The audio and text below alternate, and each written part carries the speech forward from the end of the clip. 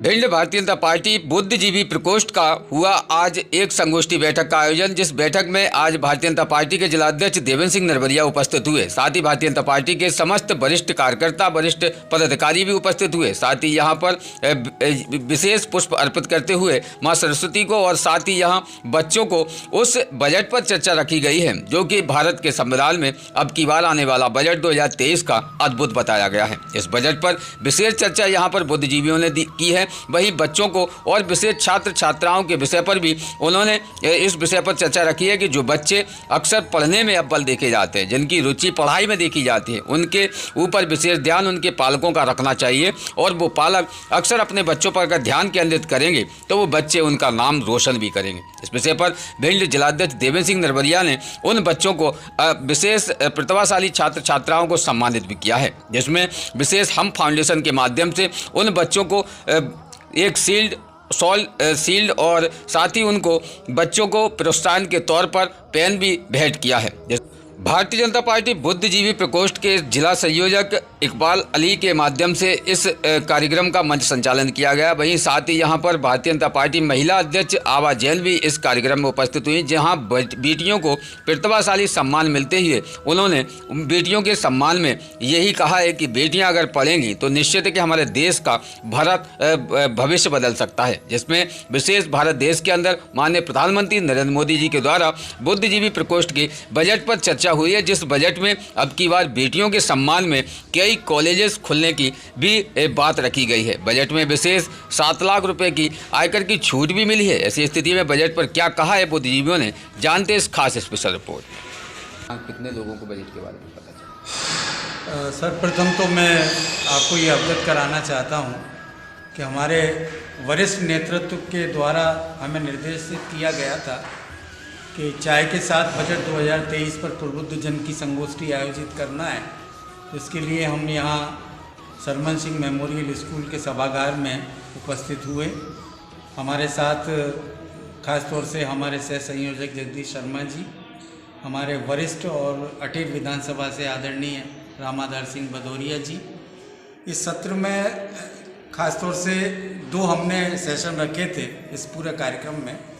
प्रथम सेशन में जिला प्रभारी आदरणीय जयप्रकाश राजौरिया जी, जिलाध्यक्ष माननीय देवेंद्र सिंह नरवरिया जी उपस्थित हुए थे और दूसरे सत्र में हमारी बहन आवा जैन जी जो जिलाध्यक्ष हैं भारतीय जनता पार्टी महिला मोर्चा की, उनका मार्गदर्शन, साथ में ही हमारे वरिष्ठ एवं बुद्धिजीवी MP चौधरी साहब, अरविंद भदौरिया जी, शैलेश सक्सेना जी, हरदत्त कुशवाहा जी, योगेश शर्मा जी, भूप सिंह सर और अन्य सभी लोगों का मार्गदर्शन हमने यहाँ बच्चियों को और सारे साथियों को दिया कि वास्तव में बजट कैसा है और ये बजट का प्रचार प्रसार कैसे हो सकता है। यह आज की हमारी प्रमुख थीम थी।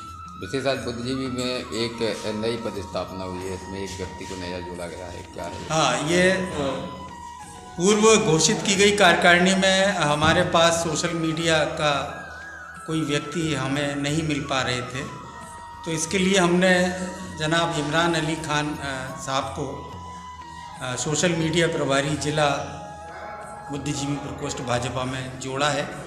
क्योंकि जोड़ने वाले तो हमारे भाजपा जिलाध्यक्ष माननीय देवेंद्र नरवरिया जी हैं, हम तो केवल नाम अनुशंसित करते हैं। उन्होंने जोड़ा है, मैं उनको भी इस माध्यम से बधाई देना चाहता हूँ। वो पूर्व में प्रदेश महामंत्री भारतीय नमो संघ मध्य प्रदेश रह चुके हैं और यहाँ DVC 24 चैनल चलाते हैं और साथ में सिटी महिला जागृति अभियान से जुड़े हुए हैं।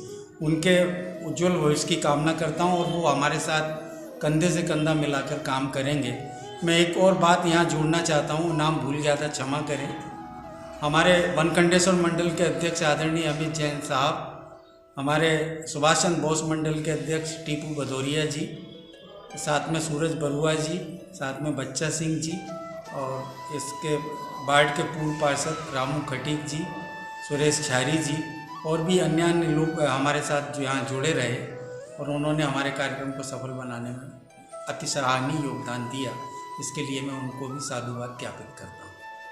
पर चर्चा हुई है इस बजट पर, चर्चा में क्या मेन मुख्य उद्देश्य रखा, बच्चों को किस प्रकार से समझाया बजट क्या होता है? बजट जो कि हमारी संस्कृति के लिए, हमारे समाज के लिए एक बहुत महत्वपूर्ण अंग है, जिसमें हमारा आय व्यय खर्च किया हुआ और हमारी भविष्य की योजनाएं जी जो उसमें बनती हैं कि आखिर हमें समाज को कैसे मजबूत और सुदृढ़ करना है, उन सब की योजनाओं के लिए बजट मुख्य रूप से कार्यान्वित होता है। और उसी को लेके आज ये बोलना चाहिए बुद्धिजीवी प्रकोष्ठ के द्वारा आदरणीय इकबाल सर जी के द्वारा आज इस कार्यक्रम का आयोजन किया गया। इसके लिए उनको बहुत बहुत धन्यवाद, बहुत बहुत बधाई, बहुत बहुत साधुवाद देता हूँ। भारतीय जनता पार्टी बुद्धिजीवी प्रकोष्ठ के विशेष आज जन चर्चा और विशेष चाय के साथ में जो बच्चों के बीच में एक चर्चा हुई है बजट पर, विशेष क्या महत्व रखता है ये बजट हमारे देश को, और बच्चों को किस प्रकार से हमने इस बजट के बारे में बताया। बजट हमारा बहुत ही सराहनीय रहा। कृषि के क्षेत्र में, मत्स्य के क्षेत्र में, शिक्षा के क्षेत्र में, आयकर विभाग आयकर दाताओं के क्षेत्र में, ये सभी हमारे बहुत ही सराहनीय मोदी जी के कार्य हैं। बजट हमारा बहुत ही अच्छा रहा।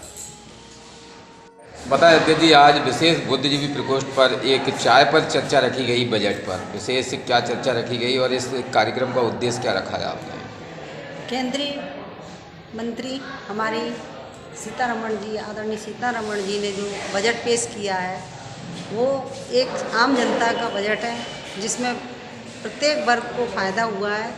और इसके लिए हमें बुद्धिजीवी वर्ग के द्वारा ही इसको हर जगह चाय पर चर्चा के द्वारा ही इसको बताना पड़ेगा, क्योंकि हर व्यक्ति तो टीवी देखता नहीं है, हर व्यक्ति को पता नहीं है कि हमारे लिए क्या बजट निकाला गया है, और उनको भी उसकी जो योजनाएं चल रही हैं और जो बजट दिया गया है उसका फ़ायदा हम सभी को, आम जनता को ही होना है। जब तक हम उसके बारे में जानकारी नहीं होगी कि क्या परसेंटेज हमको मिलना है, किसका क्या फ़ायदा है, तो हम उसको कैसे निर्वहन कर पाएंगे। इसलिए ये आज बुद्धिजीवी प्रकोष्ठ के द्वारा जो चाय पर चर्चा रखी गई है, इसमें सभी बहुत सारे लोगों ने, आम जनता ने भाग लिया इसमें, और सभी ने अपने विचार प्रकट किए। आदरणीय सीतारमण दीदी जी का जो वित्त बजट जो दिया है उसको सभी ने बहुत सराहा है और उसकी बहुत प्रशंसा की है। आम जनता के लिए, हमारे मध्यम वर्ग के लोगों के लिए बहुत अच्छा है। उन्होंने इसको स्वीकारा है कि मोदी सरकार के द्वारा जो बजट दिया गया है वो बहुत अच्छा है, और सभी इस पर अमल करेंगे और सभी प्रसन्नता जाहिर कर रहे हैं।